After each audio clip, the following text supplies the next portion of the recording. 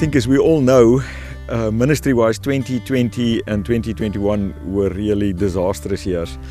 But 2022 were really good for us.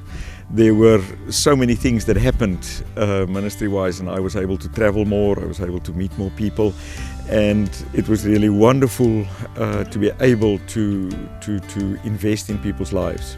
Many people ask me, what on earth do you do? And many days I ask myself the question. But if I were to nail it down in one sentence, is to help mobilize the African church for missions.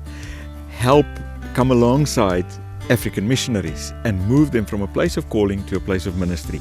That really excites me. That is what makes my day, if I can help move people forward on their journey to become full-time workers wherever. Kamuhelo and Tato are two young people like that living in Botswana, and I was able to visit them and their churches in the beginning of the year, and that was really a fruitful trip. Wonderful relationships were formed with the church. We got the leadership of their churches and people around them more supportive of what they're planning to do. They're busy with their visa applications, and they would hopefully move to Mozambique in 2023. Partnering with others is key in mobilizing young people, and it was wonderful partnering with Ethnos Movement International, speaking at their Arise conferences throughout the country. We were able to speak at 3 of these conferences, and many young people's lives were touched. I think the one that really excited me was the one we had in Van der Bijl Park. It was mostly our African believers who were there. It was such a special time to see what God is doing in the church in Africa, and it really excites me. These young people really impressed me. They are so dynamic and passionate about missions and to possibly get involved. So it was really worthwhile attending and speaking at these conferences. The conference in Van der Bijl Park opened the doors for me to also speak at an organization's conference called Impact.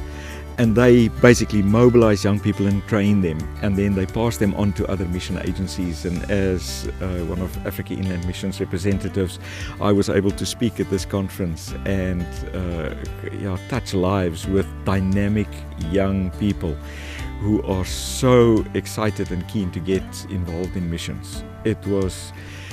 It was really special to see the movement and what God is doing in the lives of our African young people, and how the church in Africa is getting more and more excited about missions and involved in missions.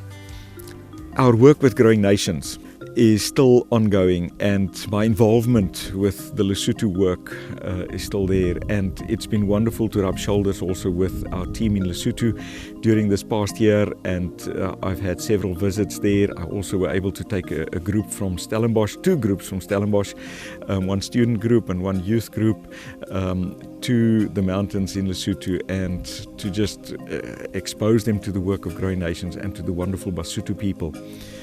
Growing Nations is struggling financially, and it has been the past 3 years. We've really been battling to get enough funds to keep the doors open, and that opened the doors for me to go to the United States, and I was invited by some churches there to come and talk and to raise funds for Growing Nations. It was a good time of connecting with believers across the globe. And we are so grateful for the believers in some areas of the United States who were willing to support the work of Growing Nations. For those who do not know, we live on a small farm in the Ladysmith district now in the Western Cape, and that has been really good for us to settle and to put roots down. And from here I just travel and do my work. My wife and my daughter Anne and her husband George has just been wonderful in running the farm and keeping everything going when I'm not there. So this has really created an opportunity for me to be able to travel. The last stint that I've been away from home has been a month, and things just went so well on the farm. The long-term vision of the farm is that this can also be a place where I can invest in people's lives and people can be trained.